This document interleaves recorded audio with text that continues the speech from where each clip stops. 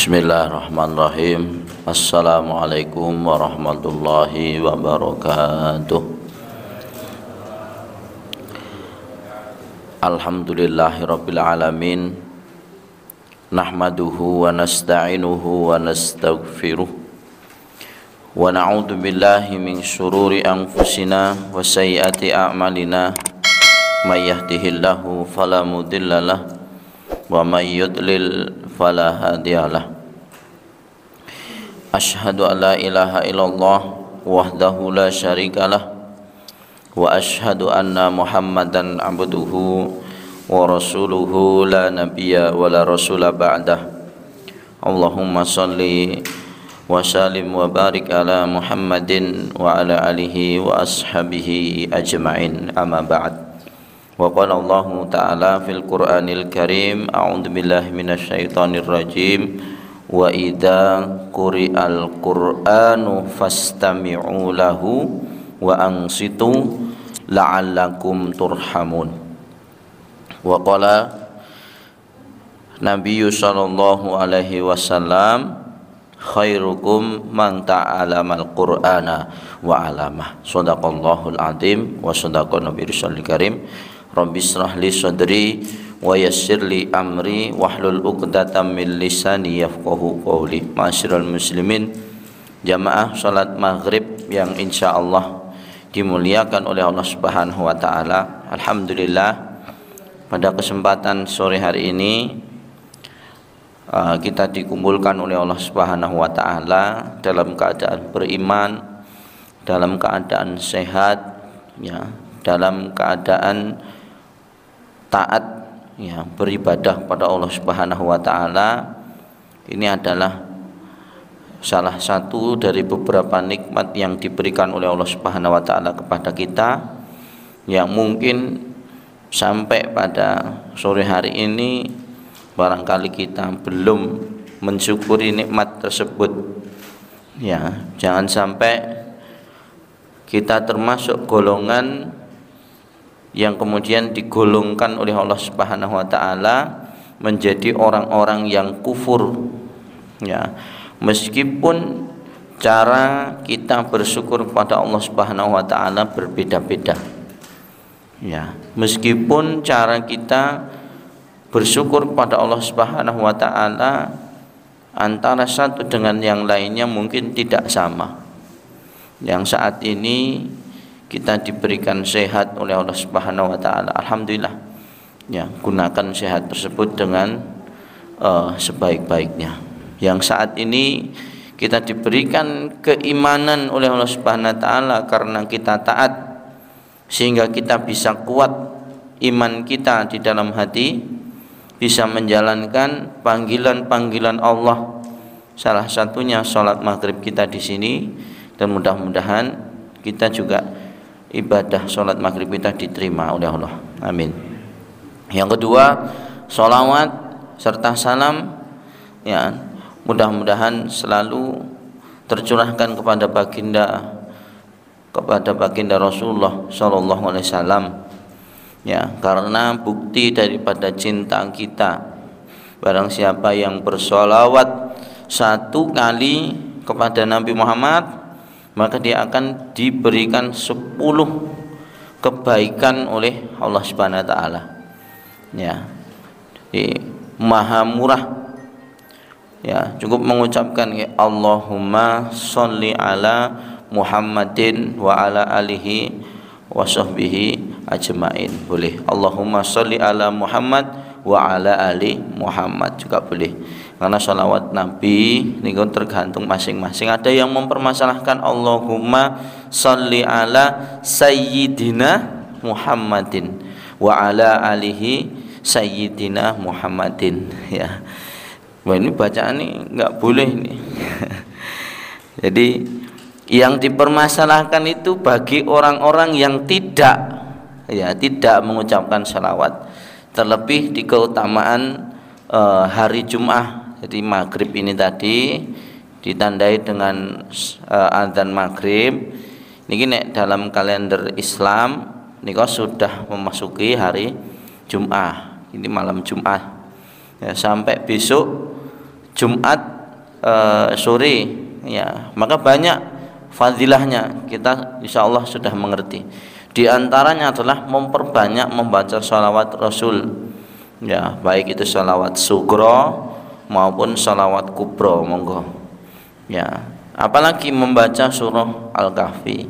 Nah, mulai bersegera untuk mendatangi Jum'ah dengan bersuci, mandi janabah dan sebagainya. Bagaimana dengan perempuan? Ya, aktivitasnya bagaimana? Sama. Kalau panjenengan menghendaki di situ untuk bisa menjalankan sholat sunnah sebagaimana laki-laki, asalkan ada tempat, silakan, ya, tidak menjadi masalah. Dan nanti masih sholat zuhur apa tidak? Nah, ini yang sering dibahas di dalam fikih. Perempuan yang pergi sholat Jum'ah berarti datang ke masjid. Yang namanya sholat Jum'ah itu datang ke masjid, dia mendengarkan khutbah, kemudian sholat bersama imam. Kadang-kadang terjemah dari definisi daripada sholat Jum'ah itulah kulo masjidnya, rumah saya dekat dengan masjid, jadi saya mendengarkan khutbah dari rumah, saya sholat juga di rumah. Ini bukan termasuk jamaah, ya. Bahkan di dalam fikih itu orang yang sholatnya terpisah daripada shaf itu juga tidak termasuk. Maka nek jenengan pirsani di perluasan masjid-masjid itu sebelah kanan atau yang sebelah kiri di paling depan shafnya itu dikasih pintu atau jendela. Itu tujuannya agar supaya nyambung shafnya. Kemudian yang tingkat juga sama. Nah, tengah ini biasanya atasnya di lubang, dikasih apa namanya istilahnya, seperti jalan itu kan, supaya yang atas itu bisa melihat bawah, tujuannya gitu biar nyambung, sehingga kita komando imam tuh di bawah tuh takbiratul ihram, di atas sana juga takbiratul ihram. Makanya di masjid-masjid besar gitu. Nah, bagaimana Ustaz? Ya, maka sebenarnya itu tidak di dulu masih ada Kanjeng Sunan, ya. Itu yang mereka mungkin kalau jenengan pirsani masjid-masjid keraton ndak ada yang tingkat, ya. Ndak ada, ya, Masjid Kudus, kemudian Surakarta, Jogja. Tapi shopnya ini, satu shop ini ngalahke masjid tingkat yang sekarang. Jumlah orangnya itu besar, banyak. Mungkin bisa 100 lebih itu. Ya. Makanya itu membangun, mungkin yang untuk kendala saat ini jamaah sekalian, ini berkembangnya ilmu fikih kontemporer, sehingga banyak ulama-ulama yang berfatwa sebagaimana yang dituliskan di dalam kitab Minhajul Muslim itu, sehingga boleh, ya, apabila ini masjid ini adalah yang rumah sebelah ini mau dijual, akhirnya dibeli sama masjid, bangunan utamanya eman-eman ini sudah bagus, mau dirubah lagi, mau jadikan satu eman-eman, akhirnya apa? Menembus ini aja, menembus tembok aja, sana dibangun ruangan lagi, ya, sehingga masjidnya bisa luas gitu kan, sehingga tidak usah merubah semua bentuk, ya. Ya, mungkin ini fikih kontemporer, sehingga di atas juga gitu. Kalau ke samping nggak bisa, bisanya naik, ya. Kalau di masjid sini, daerah sini itu kalau tidak salah ada lantai 3 itu, Pak. Gue bayangin, masjid lantai ini 3 ya, terus piye?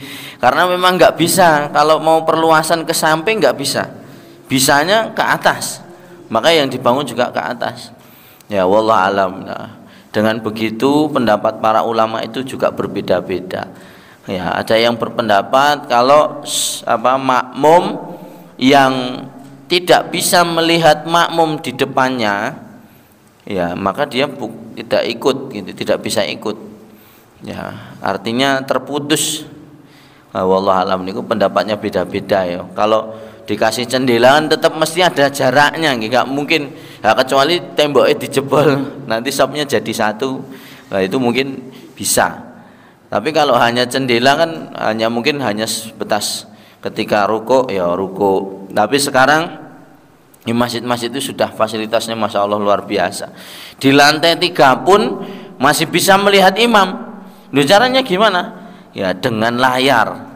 Ya, jadi di depan ini ada kamera CCTV yang masuk ke imam, sisa di atas sana tampilkan imamnya itu gerakannya. Nah, masya Allah, itu fikih kontemporer perkembangan yang luar biasa.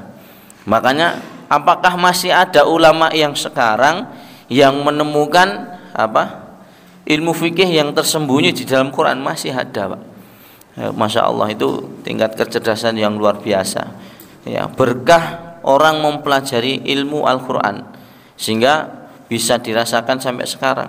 Kata Rasulullah gitu, memang masih banyak ilmu yang masih tersembunyi di ayat Al-Quran. Dan Rasulullah nanti di akhir zaman, ya, apabila ilmu itu semuanya sudah ditemukan oleh para ulama kemudian diamalkan, itulah sebagai salah satu tanda-tanda hari kiamat. Nah, sekarang sudah, Pak, termasuk Gus Baha nih panjenengan pirsani di YouTube itu. Beliau juga salah satu orang yang ulama yang menemukan beberapa ilmu yang tersembunyi, kajian ilmu fikih yang tersembunyi di dalam Al-Qur'an. Ada berapa ya sudah ketemu, kemudian beliau jelaskan. Masya Allah. Ya, banyak sekarang. Ya. Maka jamaah yang insyaallah dimuliakan Allah, saya sedikit ya akan menyampaikan sebelum kita masuk ke kitab fikih kita. Di sini ada pendapat Syekhul Islam Muhyiddin Abu Zakaria Yahya bin Syaraf An-Nawawi dalam kitabnya Riyadhus Shalihin membuat bab khusus tentang keutamaan membaca Al-Quran, biar kita lebih semangat lagi dalam bertadabbur dengan Al-Quran. Al-Quran akan menjadi syafaat atau penolong di hari kiamat untuk para pembacanya.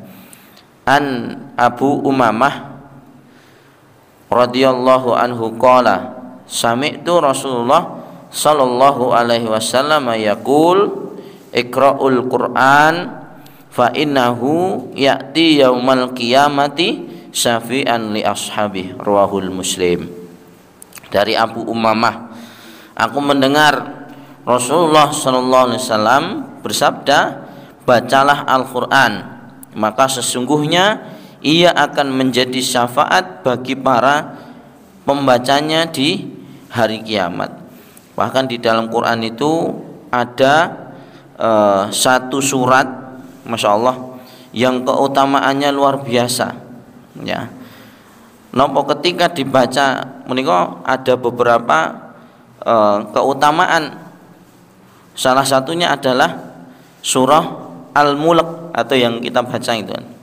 Nopo keutamaannya ketika dibaca? Al-Mulk itu memiliki arti kerajaan, berada di urutan surah yang ke-67. Ayatnya pendek, Pak, cuman 30 ayat saja. Ya, bagi para penghafal Quran, para pembaca, 30 ayat niku paling dibaca 5 menit selesai. Ya, tapi nek ukuran kita hanya tilawah niku 30 ayat itu, karena di situ ada 2 halaman setengah atau 1 lembar lebih sedikit. Ya, pembela bagi pembacanya hingga masuk surga. Oh, faidahnya. Jadi ini monggo dibaca bisa kapan saja ya. Kemudian 2, penyelamat ketika nanti dikubur.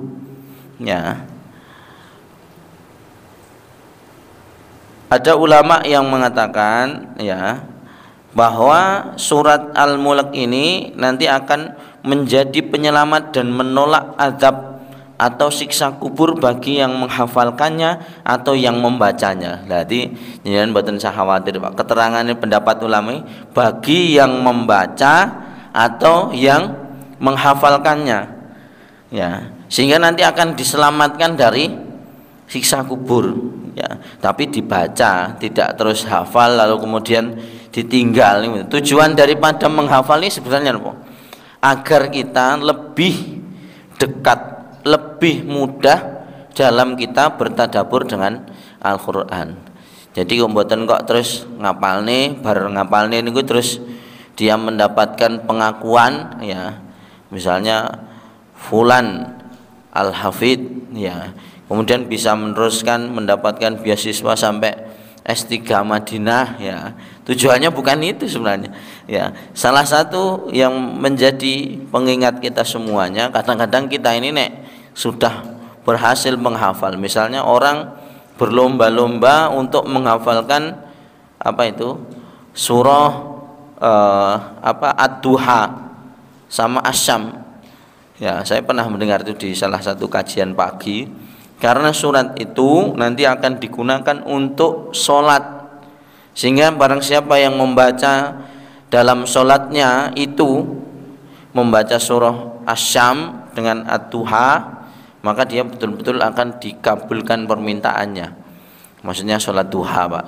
Jadi nek sholat duha niku nganggene surat Asyam kalih Ad-Duha. Ya, terus rakaat pertama Asyam, rakaat kedua Ad-Duha. Orang berlomba-lomba. Soalnya napa? Mengko nek wis ngapalne pengen ndang salat, pengen ndang entuk rizki. Padahal salat duha ngangge surat napa mawon. Semakin panjang suratnya semakin afdol. Nek sing kula ditangleti ngoten. Kenapa harus Asyam? Kenapa harus Ad-Duha? Itu pendek itu kan. Masih ada yang lebih panjang. Pakai napa Ustaz? Pakai Al-Baqarah. Insyaallah jenengan salat sak rakaat mawon wis mari duhur niku mengke. Ya, soalnya macane pun 3 juz niku. Ya, ndak usah 4 rakaat. Salat duha itu enggak usah banyak-banyak.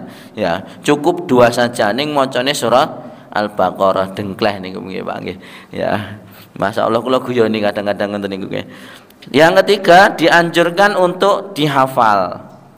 Jadi 30 ayat tadi bagi yang berkemampuan. Karena apa, Pak? Besok ya orang ini delalah kula panjenengan sami dihisab oleh Allah ya. Delalah ngene Pak. Wah ini ada amalan yang tidak bisa ditolerir ya, tidak bisa ditoleransi. Sehingga membuat kita harus dimasukkan dulu ke neraka, majeng dilebetke. Stop. Nah, diteliti kabeh, Pak. Ternyata orang ini di dalam hatinya dia menghafal surah Al-Mulk. Masya Allah. Ya, karena surat Al-Mulk itu sering dia baca meskipun dia melakukan maksiat kan gitu. Kalau panjenengan sami yakin enggak kalau dalam hari-hari kita tidak bermaksiat? Ya, pasti bermaksiat. Kita membuka mata lali ora donga niku pun maksiat kali Allah Pak nggih. Mboten ngucapne hamdalah niku kan sudah kufur nikmat. Ya, makan tidak basmalah selesai tidak mengucapkan hamdalah niku jenis sing ringan-ringan. Ya, belum lagi hari ini apakah kita juga sudah bersyukur atau mensedekahi nikmat Allah yang diberikan kepada kita sebanyak 300 sekian sendi itu boleh diganti dengan 2 rakaat salat duha misalnya. Nek belum berarti kita hari ini sudah bermaksiat tuh. Belum lagi yang parah-parah medal ke jalan ya, mata kita disuguhkan dengan ambulan itu ambulan wiu-wiu ini gitu Pak ya. Bagi para penghafal Quran tuh nek tiang sanjang maksiat ambulan niku ngertos Pak, nyawang sing kudune ora disawang kalih meripat. Nah niku jenenge ambulan nyawang ambulan soalnya pun wiu-wiu ya. Penangkal siksa kubur ya, dapat 70 kebaikan selain diharamkan badannya itu diharamkan dibakar di api neraka. Lah bingung Mas. Lah niki nek ajeng dibakar di dalam hatinya itu dia hafal surah Al-Mulk. Ning nek ora dibakar kok maksiate rada akeh. Pripun niki Gusti? Ya wis diampuni. Masyaallah nggih. Berkat kita menghafalkan itu menjadi syafaat yang luar biasa. Ya. Nanti akan menjadi pertolongan di hadapan Allah Subhanahu wa taala ya. Sungguh ia akan menjadi syafaat bagi pembacanya di hari kiamat. Kemudian yang kedua an Utsman ibnu Affan ya. Utsman bin Affan radhiyallahu anhu qala Rasulullah sallallahu alaihi wasallam khairukum. Nah niki sudah hafal ning jenengan kan mboten patek ngagas niki hadis iki sing nggawa sapa kan ngoten Pak nggih. An Utsman bin Affan radhiyallahu anhu. Nah ini dari sahabat Utsman bin Affan. Qala Rasulullah sallallahu alaihi wasallam khairukum man ta'allama al-Qur'ana wa 'allamah. Rawahul Bukhari. ngertine nggih khairukum man ta'alamal Qur'an. Sing riwayatne sinten? Mbuh ya, mboten ngertos pokoke hadise ngoten niku. Ya, sebaik-baik daripada kalian adalah yang mempelajari Al-Qur'an dan mengajarkannya. Gitu. Makanya banyak ngendika para ulama, para syekh panjenengan membaca salah satu biografi Kiai Hasyim Asy'ari, itu di akhir-akhir hayat beliau mengatakan, saya ini iri ya, iri dalam artian kebaikan ya, dengan mereka yang diberi kesempatan oleh Allah Subhanahu wa taala bisa mengajari orang untuk membaca Al-Qur'an. Sakniki mawon Pak nggih, diparingi kesempatan nek saya banyak melihat diken ngajari Quran rata-rata wong mboten sabar Pak. Ya, saya punya murid tahsin mungkin sudah 4-5 tahun ini masih tetap istiqomah terus. Tetap istiqomah belajar napa panjang pendek niki ikhfa sesuk idhar. Mari pun 5 hukum nun sukun atau tanwin baleni minggu depan lali meneh. Baleni meneh, lali meneh, baleni lali meneh. Masyaallah. Ya, saya hanya mengharapkan ridho Allah taala.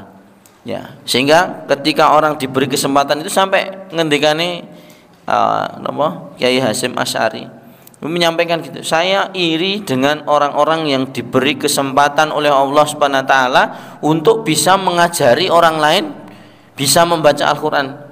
Padahal beliau adalah ya kiai besar ya, termasuk seorang ulama ya yang juga terkenal di apa namanya daerah Arab. Banyak orang yang mengenal beliau karena keilmuannya.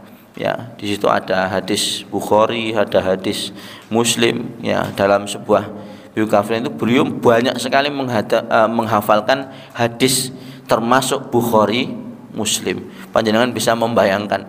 Ya, nek Bukhari Muslim berapa? Bukhari tok niku jumlahnya pinten Pak? Hampir 10.000 lebih. Ya, dereng hadis Muslim kitab ini gowedi nek dijilidne bahasa Indonesia nganti 8 napa 9. Mungkin 10 soal itu kalau sekarang gitu. Tapi dihafal sama beliau. Begitu orang ya juga menjadi salah satu pelopor juga jihad untuk mengusir apa namanya penjajah. Luar biasa. Sehingga mereka orang-orang apa namanya orang-orang Belanda, orang-orang Jepang malah kenal dengan beliau karena tahu ini orang Indonesia ini mana nih selain ABCD, termasuk Kiai Hasyim Asy'ari itu menjadi incaran beliau karena tahu karena apa yang dilakukan itu kesalahan. Dia akan menjadi pengaruh besar untuk mempengaruhi warga Indonesia agar melawan. Takutnya kan itu. Sehingga betul prasangkanya diusir. Ya, menurut fatwa Kiai Hasyim Asy'ari. Kemudian yang ketiga, yang terakhir, An Aisyah radhiyallahu anha qalat qala Rasulullah sallallahu alaihi wasallam alladzi yaqra'ul Qur'an wa huwa mahirun bihi ma'as safaratil kiramil bararah muttafaqun alaih. Termasuk Ibunda Aisyah ini termasuk wanita yang paling banyak juga meriwayatkan hadis Rasul karena Aisyah ini sering bersama dengan Rasul. Ya, bukan berarti yang tidak atau yang sedikit sahabat yang sedikit menyampaikan hadis itu tidak paham tentang hadis, mboten. Karena memang Rasulullah itu berada di tempat yang berbeda-beda. Ada yang ketika Rasulullah di Nabawi, ada sahabat-sahabat Nabawi yang di sana Rasulullah menyampaikan hadis dihafal. Apakah dulu juga diperintah? Mboten, Pak. Ya, ketika Rasulullah banyak sahabat yang menghafal Quran itu ya ora do mondok gitu. Mereka juga bekerja, tapi yang menjadi hal yang luar biasa banyak mereka yang menghafal hadis, banyak mereka yang hafal Al-Qur'an karena keutamaannya yang luar biasa. Ya, Rasulullah SAW dari Aisyah ya berkata bahwa Rasulullah SAW orang yang membaca Al-Qur'an dan ia mahir membacanya, pinter, fasih ya, maka kelak ia akan bersama para malaikat yang mulia. Jadi nanti tingkatan surganya nggih benten, Pak. Bersama malaikat yang mulia, tapi saat lagi taat kepada Allah. Pak ming modal ngapalin Quran ki nak modal dengkul, Pak. Modal nekat ya, ibaratnya sapa mawon saged asal ada kemauan di dalam hati. Kan memang berat ya. Enak ten kene pondok niku guyonane Ustaz ngapalne Quran kok lauke terong. Nggih lemes ya, karena habis tahu nggih ikut seminar, Pak. Seminar ini juga menguntungkan bagi santri, Pak. Karena menghafal Quran itu berat ya, itu ada seminar napa niku, seminar bagaimana biar mudah dalam menghafal Quran. Salah satunya itu adalah makanan. Waduh jodoh iki engko mesti protes doan. Ya, protes tenan, Pak. Ya, apa salah satunya? Ketika ada seorang ustaz yang menyampaikan di seminar itu harus didampingi dengan makanan yang mendukung atau menguatkan pikiran. Ya paling boten ya ngombe vitamin, dikei susu gitu kan. Makanannya apa? Ya makanan yang kira-kira sehat, yang dibutuhkan apa energinya itu cukup, karena berpikir menghafal Quran itu berat. Apa tenan, Pak? Ya. Napa? Bahkan satu hari itu sampai bertemu 6 ini. Betul protes Ustadz di pondok sana itu kan pernah saya kirim di Bandungan nih. Bandungan saya ikutkan Pak 2 bulan hafal Quran. Cepet banget, Pak. Berarti 60 hari. Kula nggih mikir khawatir, wah iku nek bocah mlebu puyeng pripun niki. Ya, masukkan sana betul. Sana betul-betul dijamin karena memang berbayar tidak mikir nyuci baju, tidak mikir masak, tidak mikir keluar, pokoknya ten kono full 24 jam dihandle untuk bisa fokus. Ada yang dokter tuh bisa hadirnya mungkin hari Sabtu Ahad sampai berapa bulan tuh bisa hafal Quran, Pak. Saya jagongan berbincang-bincang ini dengan salah satu pengurusnya itu. Dan betul ketika makan tuh saya menyaksikan, wah makanannya nggih luar biasa. Pemening lari-lari niki ten mriko 6 sasi kan dadi lemu-lemu, Pak. Ya, gumbul-gumbul tenan. Lah niku enjing ngoten niku pun dikeki madu. Madu nggih rada awan mungkin susu. Ya, amane nggih. Wah, luar biasa, ada telur berapa glinding. Wah, dan pokoknya kerasan niki bocah. Ning sing mboten kerasan mungkin soke setorane, Pak. Ning setorane tenan. 1 hari itu bisa setengah juz. Ngapal nih setengah juz, Pak, 1 hari itu dari pagi sampai malam. Wah, kula diken mengikuti arahan beliau itu sekilas mawon, wah iki puyeng tenan. Jadi nek mboten niat dan fokus untuk menghafal ya, karena yang betul menghafal itu kudu butuh tenaga kathah, soalnya mengingat ning 2 bulan niku ya tidak terus langsung lancar mboten. Di sana digembleng itu untuk bisa mengikuti rule. Nanti kebiasaan itu harapannya bisa diteruskan di rumah. Ya. Jadi yang menghafal di sana berhasil menghafal 30 juz ten ngomah ini jek kepiah melih. Ya, artinya masih harus mengulang sendiri lagi sampai betul-betul lancar. Ya. Tapi metode yang kita gunakan kadang-kadang, wah Pak niki kula men ngapalne nek ten jamaah ibu-ibu kula nggih.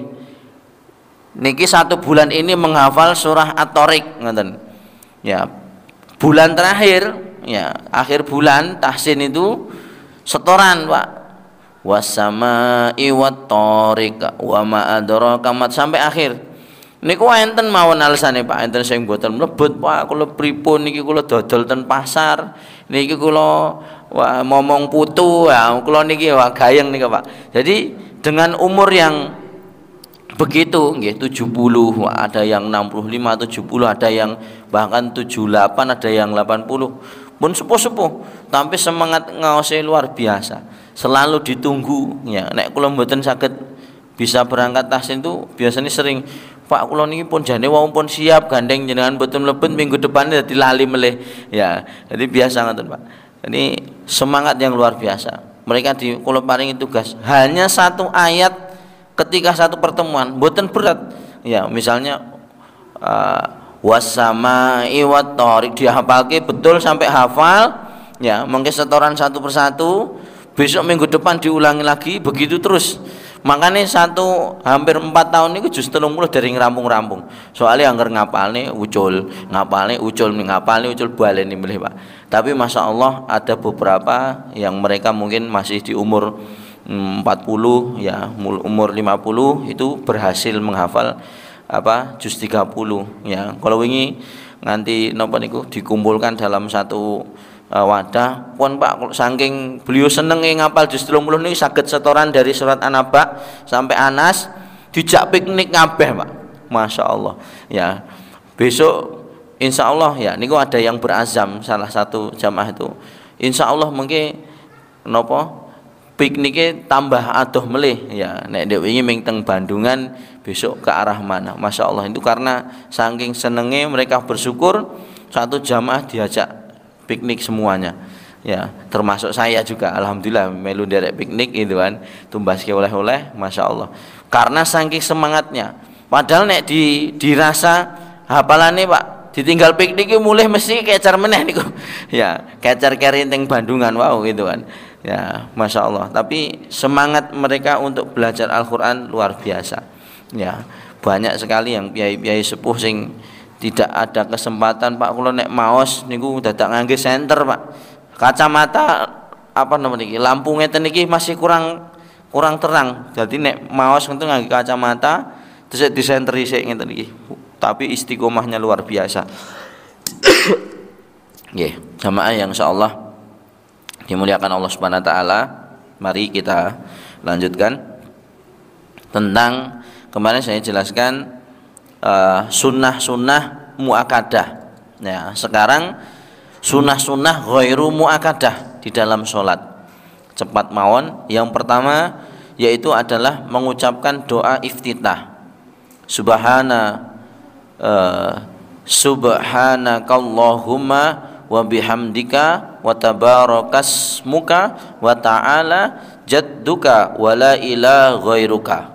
Maha suci engkau ya, karena banyak nggih doa iftitah ya. Kemudian membaca isti'adzah dalam rakaat pertama. Pertanyaannya kemarin sudah ditanyakan, sebenarnya ketika orang bermasbuk atau ketinggalan sholat itu kan nanti akan menambah lagi satu rakaat di akhir atau menyempurnakan. Nah itu sama saja kita misalnya ketinggalan rakaat pertama sholat maghrib ya, itu berarti di rakaat terakhir kita ini adalah mengganti rakaat pertama yang tertinggal. Lalu bagaimana, apakah kita juga membaca doa iftitah kan gitu? Yang menjadi pertanyaan prinsip adalah membaca doa iftitah itu sunnah ya. Dibaca kita mendapat pahala, tidak dibaca tidak mempengaruhi sholat kita ya, kita rugi saja tidak menjalankan sunnah gitu. Tapi sholatnya apakah tetap sah? Tetap sah ya. Jadi jangan jadi perdebatan antara mungkin sing mboten hafal ya. Ketika saya mengajari seorang mu'alaf yang pengen belajar sholat itu nek wudu, saya tidak banyak mengajari, mboten kula ajari kumur-kumur, tidak diajari mengusap ini. Sing kula ajari ki sing wajib ya, raup ya, tangan, kepala, kaki, selesai ya. Mungkin nek diajari doa, padahal nanti kan masih ada doa ya. Doa ini apa Pak niki? Jenengan ucapne bismillah. Setelah selesai doa ini apa Pak? Alhamdulillah. Ternyata di dalam Islam mudah ya, cuman bismillah alhamdulillah, bismillah alhamdulillah. Mungkin nek wis mudeng puyeng engko ya. Karena yang saya ajari gitu, waktu pertama kali sholat ya, lah kula pripun bacaane ruku, panjenengan maca subhanallah. Jadi kita ada kalimat subhanallah, alhamdulillah, la ilaha illallah, Allahu akbar. Niku saya gunakan untuk itu. Setelah mereka merasa bosen, loh nek maca naming subhanallah, alhamdulillah, la ilaha illallah, Allahu akbar kok tahiyati kok lama sekali Pak? Oh niki khusus tinggi orang-orang yang masuk Islam lama, sholatnya lama. Jadi bingung. Semakin dia bertanya berarti dia penasaran, loh kok bisa lama? Sebenarnya bacaannya sak menten. Jenengan siap untuk menghafalkan Ya, dibimbati ditulis ten bor, mungkin dihafal Pak. Hari ini membaca doa iftitah, muhafal nganti sore, setiap sore seperti itu Pak. Ya, alhamdulillah dianya istiqomah. Setelah selesai kami arahkan ke Islamic Center yang khusus karena perempuan nggih. Saya jadi rada repot nek mboten enten barengane, dia sendirian, saya sendirian, wah repot ya belajarnya. Harus ada barengane. Ya, kadang-kadang harus membawa putrane Bu ya, atau siapa sedulure nopo sinten. Kalau enggak ada ya saya dengan istri saya karena dia perempuan ya. Jadi ya bingung ya, ini ngajarinnya piye karena perempuan kan rada kagok nggih ya. Kecuali kalau laki-laki enak ya. Membaca isti'adzah.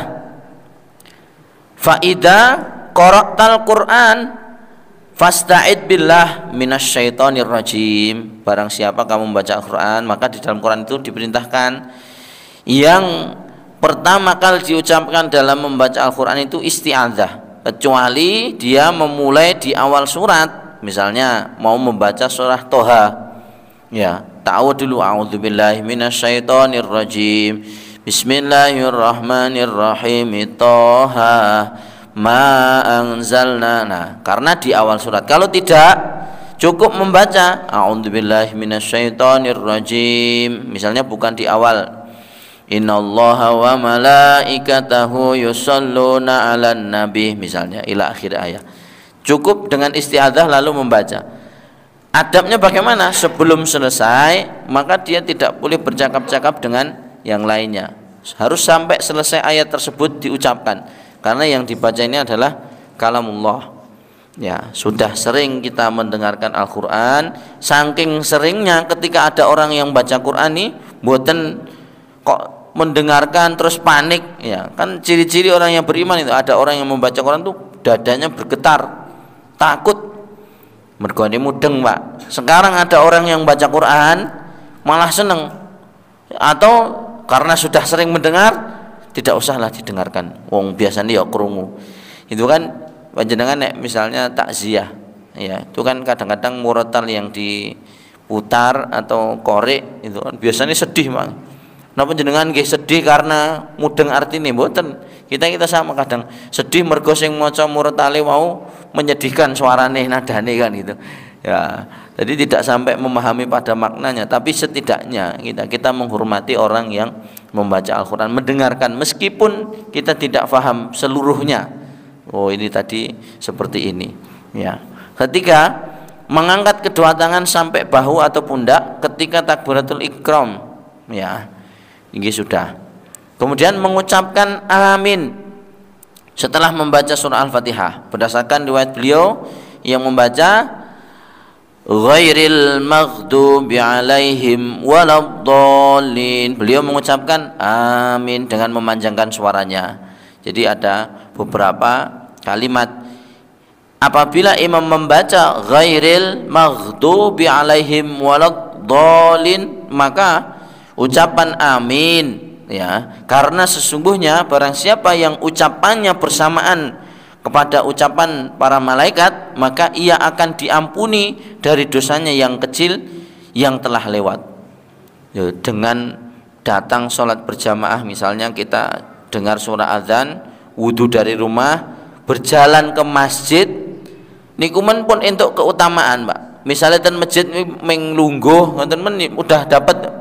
Soalnya apa, dari perjalanannya dia berganti kaki kanan dan kaki kiri ya, itu sudah mengurangi dosanya. Kaki kanan Allah menaikkan derajatnya atau memberikan kebaikan-kebaikan kepada kita. Loh, keutamaan ini luar biasa. Makanya bagaimana dengan orang yang tidak sama sekali atau enggan menginjakkan kakinya untuk datang ke masjid ya, sedangkan mungkin gunung sing menjadi impian ini apa? Rinjani ya, Rinjani dan Putih Sulawesi ya. Niku kan nek perjalanan 4 hari sampai 5 hari Pak, sampai puncak niku. Wadohe ra umum Pak. Padahal nek mriki tenggen masjid nggih salat jamaah itu paling orang nganti 5 menit. Ora sah sangu wedang, padahal nek tenggene Rinjani kudu sangu bekal Pak. Ya, maksudnya mendaki niku kan jauh. Para pendaki kuat mendaki Rinjani, tapi tidak kuat untuk berjalan ke masjid. Padahal jaraknya pintu rumahnya dengan pintu masjid itu wis arep-arepan ibaratnya ngoten niku. Mosok melangkah wae mboten kuat. Ya, ini berarti apa? Kakinya nanti akan menjadi saksi di akhirat. Kowe ndek ben diparingi kaki mbok nggo ngopo? Kakinya yang berbicara. Oh, aku tinggal muncak tapi aku ora tinggal mlebu ning gone masjid. Masya Allah. Ya, kakinya yang bersaksi. Melakukan variasi panjang pendek bacaan, yaitu memperpanjang bacaan pada sholat subuh, niki perintah Rasul ya. Dan memendekkannya pada sholat asar dan maghrib. Ya, kenapa? Ini dari perintahnya ngoten. Jadi jangan kebalik-balik, sholat maghrib dawane ra umum gitu kan. Sehingga ada orang yang mampir sholat untuk mengikuti jamaah tak dititeni Pak masjid, tak diteni. Oh, Masjid Soleh Abdullah PPTQ Zaid bin Sabit sholat maghrib setengah jam, Masya Allah, sesuk aku kahrene meneh misalnya saking dawane Pak nggih. Nah ini karena salah menempatkan ya. Jadi sudah diatur panjangnya bagaimana, wong sholat maghrib malah macane 2 halaman Pak nggih, kayak macane alun-alun gitu kan. Jadi yo sing selak pergi karena mriko niku masjid ampiran Pak, terus terang banyak tamu ketika maghrib itu pun kula wanti-wanti kalih lare-lare santri. Sholat maghrib tidak usah panjang-panjang. Kalau terpaksa membaca surat yang panjang, jangan lebih dari setengah halaman. Ya, akhirnya Pak sholat maghrib kadang-kadang surat-surat pilihan. Ya, baca surat Ar-Rahman berapa ayat, disambung lagi berapa ayat, sehingga sesuai dengan yang disampaikan oleh para sahabat dan Nabi Muhammad SAW. Hal ini berdasarkan sebuah riwayat, ya, bahwa Umar radhiyallahu anhu pernah menulis surat kepada Abu Musa al-Asy'ari, bacalah pada sholat subuh surat-surat mufassal yang panjang. Jadi nek sholat subuh tenggen niku para umumnya niku bacaannya panjang. Supaya apa? Sholat subuh niku nggih nek ten masjid niku nyuwun ngapunten kadang-kadang boleh lah, silahkan, yang penting belum terbit fajar niku sebenarnya boleh ya. Niki bisa disetting 15 menit ya. Kadang bangun subuh itu harus ke kamar mandi dulu, dereng mengke ajeng mangkat goleki napa sarunge ten pundi ya. Mungkin dibuat mainan putrane goleki ning ndi, mungkin kebelet atau baru sakit perut ngantri, bisa jadi. Sehingga orang yang tidak berkesempatan untuk datang lebih awal itu harapannya Pak masih bisa mengikuti sholat subuh dengan sempurna, karena bacaannya panjang, bacaannya imam tadi panjang kan gitu, sehingga kita masih bisa ngikut.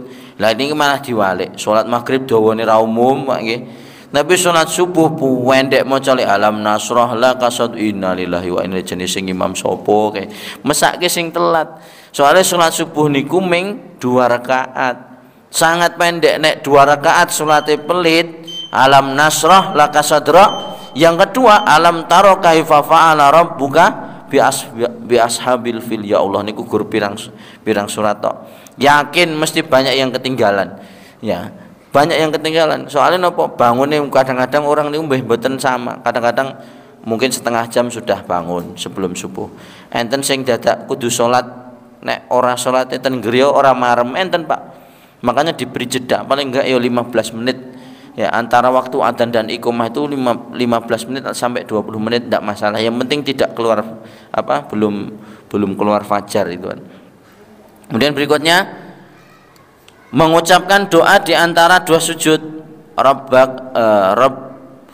Rabbik firli warhamni wa'afini wahdini warzuqni. Niki bacaannya panjang bervariasi ya, ada yang 8, Rabbik firli warhamni wajburni warfa'ni warzuqni wahdini wa'afini wa'fu'ani. Ini ada yang beberapa saja, Rabbik firli warhamni wa'afini wahdini warzuqni, ada 5. Tapi biasanya yang dipakai pada umumnya 8 ya, karena itu bacaan doa yang luar biasa.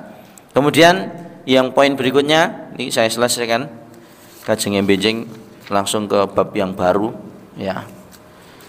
Yang berikutnya mengucapkan doa kunut pada rakaat kedua sholat subuh atau pada rakaat terakhir sholat witir ya. Tapi niki penjelasannya panjang gitu kan. Jadi bukan berarti sing ora kunut Muhammadiyah, sing kunut NU, iki kapan rampungnya? Hal ini dilakukan setelah membaca surat atau setelah bangkit dari rukuk. Salah satu redaksi doa kunut sebagai berikut: Allahumma dini fiman hadait wa afini fiman afait wa tawallani fiman tawallait wa barik li fiman a'tait. Jadi ini kan kalau di pondok Bang, di pondok itu kita jarang menggunakan jarang menggunakan doa kunut ya, karena memang seperti itu kebiasaannya. Tapi ketika anak-anak ini camp tahfidz di Karanganyar itu mayoritas warga yang sana, saya tanya bagaimana salat subuhnya Pak? Iya Pak, kita biasa zikir itu dikeraskan, kemudian sholat subuhnya kita pakai doa kunut. Mateng aku ya bengi niku Pak, ngapalne tek doa kunut sih Pak, dilancarke. Soalnya nek orang lancar isin ya dadi imam, mesti kon imam Pak niki ya, ngapalne Allahumma hdina fiman afait terus ila akhiri hadis itu kan sampai terakhir.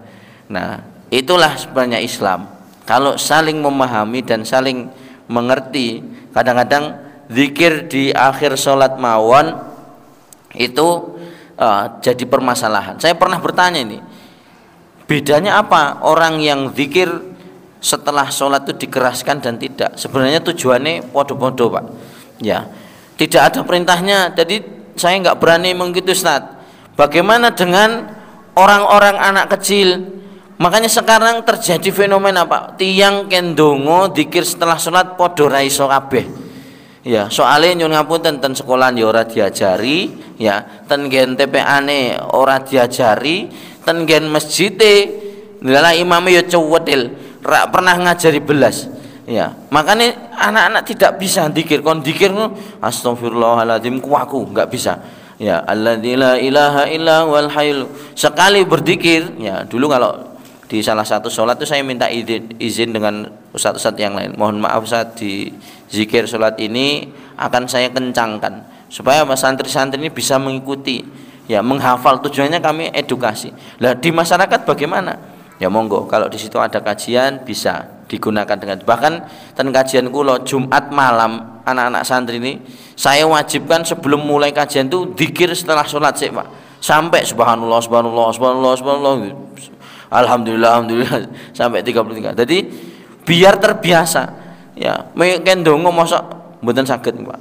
Doa setelah sholat, doa setelah sholat apa boleh pelenggang. Jadi nek bar sholat niku ya do meneng kabeh rumangsane bar sholat ki meneng, padahal diamnya orang setelah sholat itu adalah berzikir. Lah bacaannya apa? Nek mboten diajari mungkin sampai ila yaumil qiyamah orang mungkin iso Pak ya, karena ini kebiasaan ya, sehingga kadang-kadang kita hanya mematok kayak kok imamnya zikir berarti NU, kayak orang zikir Muhammadiyah. Ya Allah ya ngono mah, jangan terlalu keras seperti itulah, sehingga dilihat dari manfaatnya, sehingga kalau itu niatnya edukasi ya boleh saja ya. Ini jamaah yang insyaallah dimuliakan Allah Subhanahu wa taala, akhir dari pertemuan kita, wa akhiru da'wana, kita akhiri dengan hamdalah dan doa kifaratul majelis. Alhamdulillahirabbil alamin, subhanakallahumma bihamdika asyhadu alla ilaha illa anta astaghfiruka wa atubu ilaik. Assalamualaikum warahmatullahi wabarakatuh.